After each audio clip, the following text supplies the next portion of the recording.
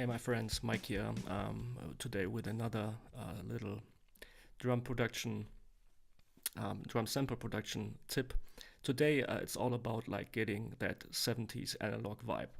I've recorded a drum cover yesterday from Aerosmith, Dream On, a really cool song from 1973.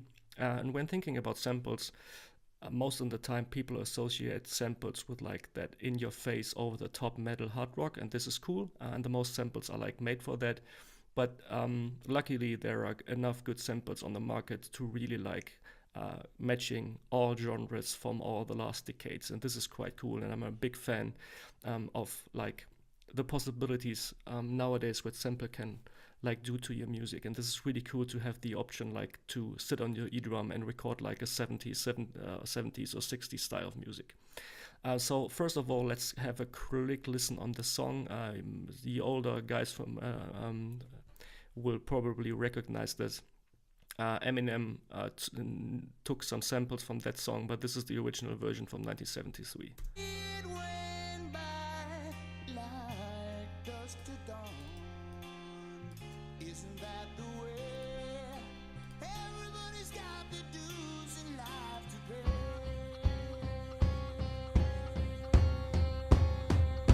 Well, I know nobody knows where it comes and where. Simply love that song. For the sake of this video, I've used the amazing sounding custom and vintage expansion pack for Superior Drummer. This sample pack is quite underrated because it doesn't really match like what I've told you in the beginning about that punchy in your face songs. These samples are really dry, really vintage style. Have like you see some snares from the 40s or even from the 20s, so really cool, really dry recording. I didn't do some fancy thing, just pick the samples that I've thought they would match pretty good to that song pretty well. On the mixer section, this is kind of a preparation before I start to mix. To give it even more natural feel, I enabled all the bleeding on each microphone. Usually on samples you want to get rid of that because that's the reason you use samples, to have a clear signal, but I wanted to just like showcase with this video how natural and how like close to acoustic drum sample can sound. The key as a first step is I wanted to like have more of a mono feel and not that wide stereo image, because mixing engineers in the past, like usually, especially the songs from the 50s, 60s, early 70s, you have some like really like a mono feel to the sound. And this is the sound from the old Led Zeppelin or Beatles tracks. So I really wanted to emphasize the mono track. Just some basic like kick in, kick out, snare top, bottom, nothing fancy here. What I usually then do is like to print them to audio. I'm not using the Superior Drummer all the time because to save some CPU, my laptop isn't that fast. So this is the first step, picking the right samples to the song. Like already did do some level adjustment to get a good starting point for the mix. So let's close this one and jump right into the mix. So this, as you see here, now I have the audio files to work on. The song as a drumless track.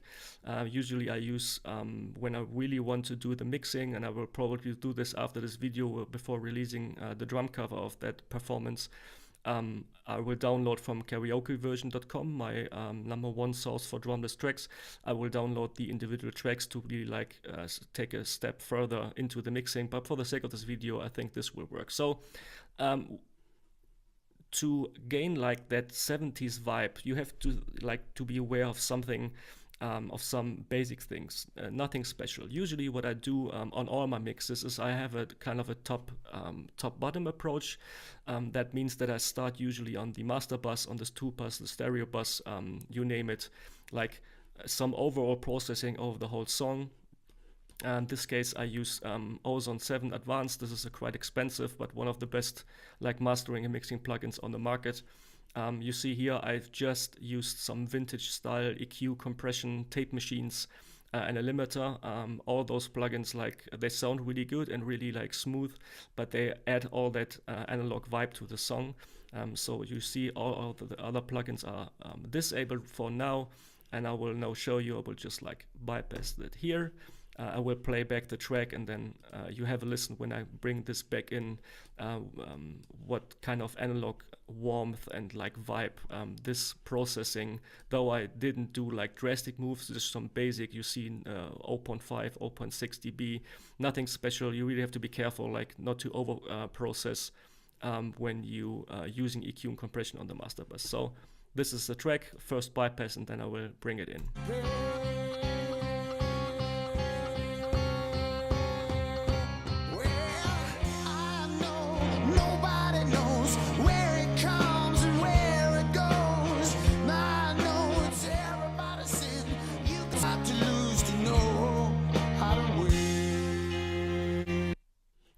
It's getting a bit louder, but you I think assuming that you listen on headphones as always, you can really hear like how the track is glued together. So this is my starting point.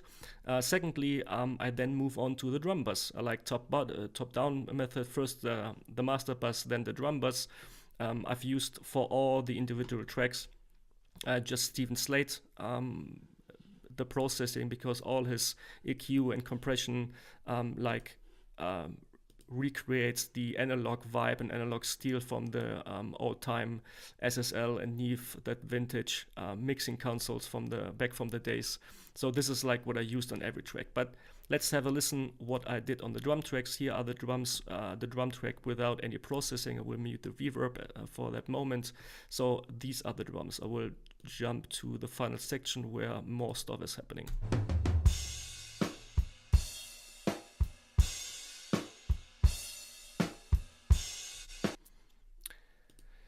First of all, I've added a pre-emulation. The signal then goes to the recreation of that SSL mix bus from the virtual mix bus from Steven Slate. Really cool stuff. Some slight EQ moves, adding some low end, adding some high end, removing some nastiness, and finally that one of my favorite plugins of all time, Revival. This is for free. I've already told that I think like 1 million times, but you really like have to grab this one. And after that, a like vintage style compressor. Nothing special here as well. So let's have a listen back and forth when I like bring in the plugins, how the song is or the sound from the drums is changing.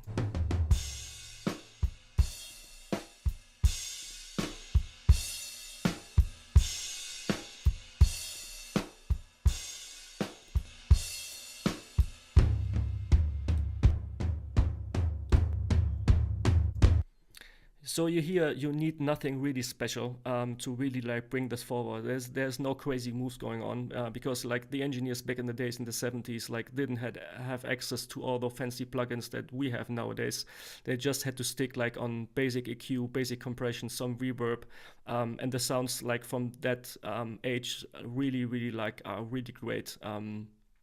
That 70s rock still influences like people nowadays. So the engineers back in the day really had to like care about which move they made because they had like just like 2 or 3 frequency bands that they can work on. But the sound was awesome back days. What can I say?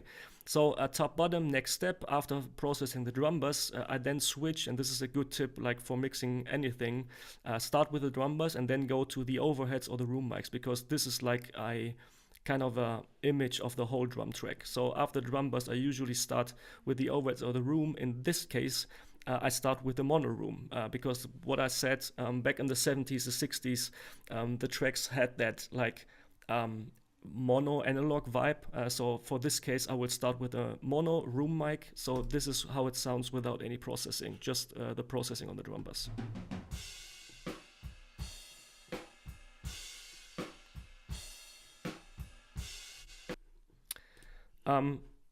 The mono drum bass is kind of underrated sometimes. I love like processing mono mics because like you can really add some beef to it.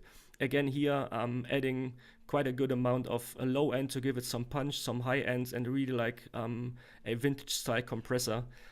So to really bring, this will like dominate kind of the sound. This will like bring the glue and the fatness and the vintage style. So after that a really cool plugin as well from Klanghelm. This is for free as well, just to adding some like vintage distortion from that. Really, really cool plugin. So again, a quick A and B, we'll bring in the processing on that mono track.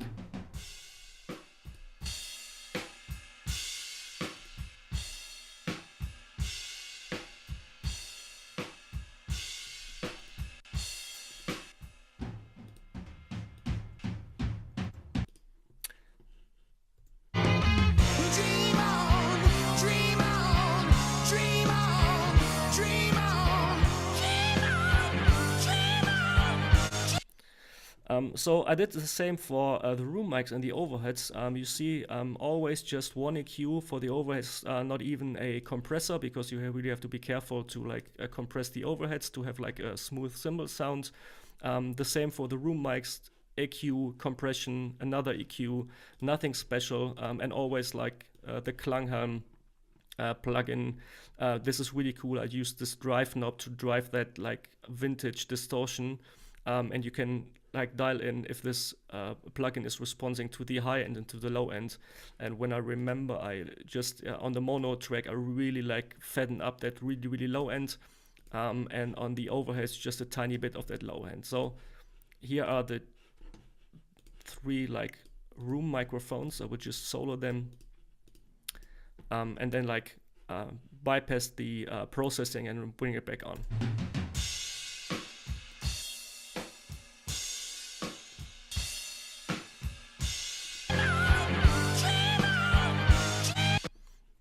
On the individual tracks, because now when you're doing like this one, those 3 microphones, and on some tracks back in the days, like the engineers had just a pair of overheads, a room mic, and maybe a kick drum mic, so they really have to stick on the room mics and the overheads, because they like mirror kind of the whole drum set.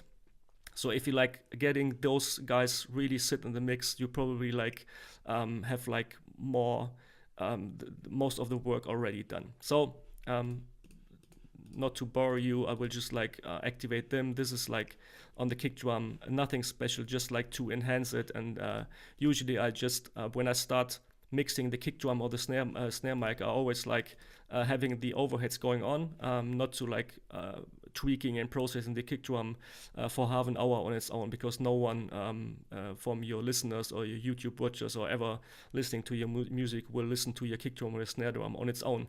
So I really like to mix it in context, at least with the overheads or the whole song. So another quick A and B, which sold the drum mics, and will bring back all the processing, just some slight moves, how the sound changes.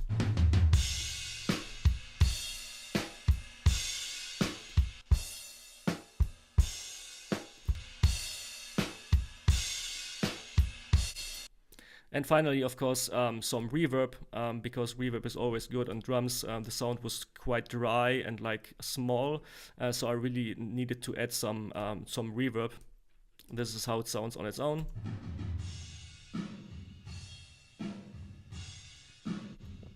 And in context with the drums.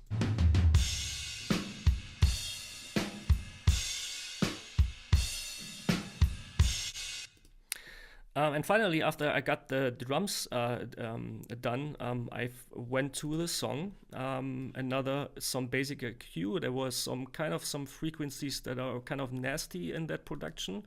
And even on the drumless track, I added just a little bit of that distortion to really like get that analog vintage distortion sound on the track on its own. So another quick before and after with all the processing going on. Dream on, dream on, dream on, dream on,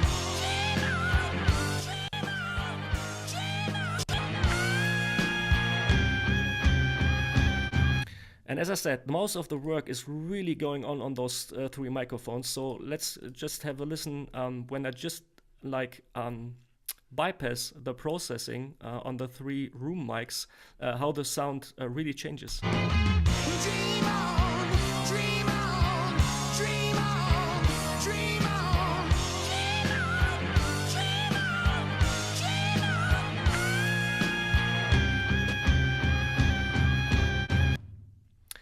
So you're really like getting that extra thump and low end and to really like glue the track together. Finally, what I want to show you, like to really match the original song. This is one of my favorite plugins. This is called Magic AB. I've always like told guys when you like ask me sometimes via YouTube to use reference mixes, and this is quite crucial. I've loaded up, and with this plugin you can like switch between A and B, between some reference mixes and your own mix. So like this now is version A, this is my mix. Version B is the reference mix that you use, whatever you use if you want to match like a certain sound. In this case I've wanted to match, of course, the original recording from 1973 from Aerosmith. So I loaded up Dream On from Aerosmith in this first slot here, and when I now play back the track, I can easily just like switch between A and B to compare my mix with the old mix. It's quite impossible like to match the song 100%. Of course, they use different gear, different microphones, a different room, a different engineer.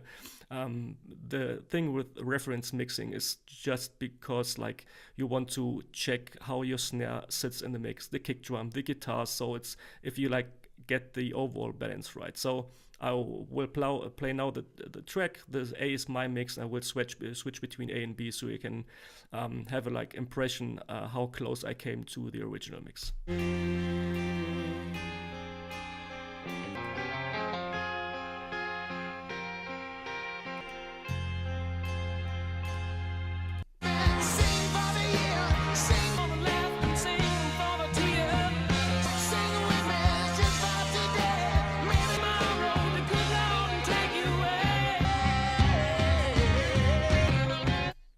And of course, always check your mix in mono.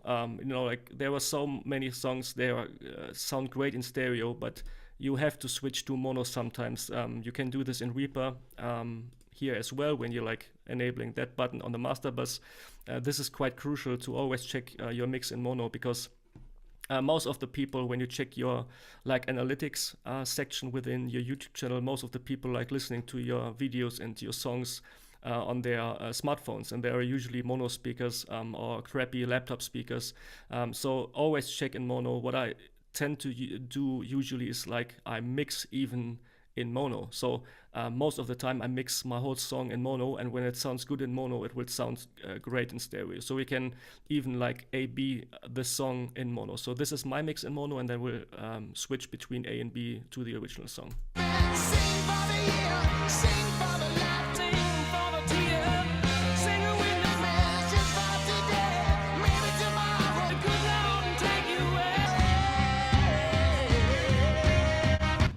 So you really have to ensure that all your instruments, the snare, the kick, the guitars, that they're really like are hearable within mono.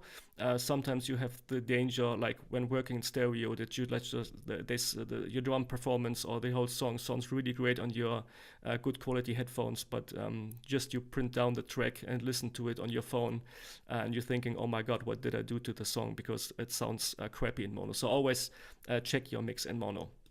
And the final plugin is also from Isotope. This is Inside, where I just check the loudness, if I can have a good amount of staging, not to like clip, and have an overall good balance. So yeah, that was for me for today. I hope you find this interesting. I will load up my drum cover performance of this one later on, I think, or maybe at the same time. I'm not quite sure yet. Thanks for watching how I achieved 70s vibe song using some vintage style samples, concentrate on the mono, and just like adding some basic vibe to it.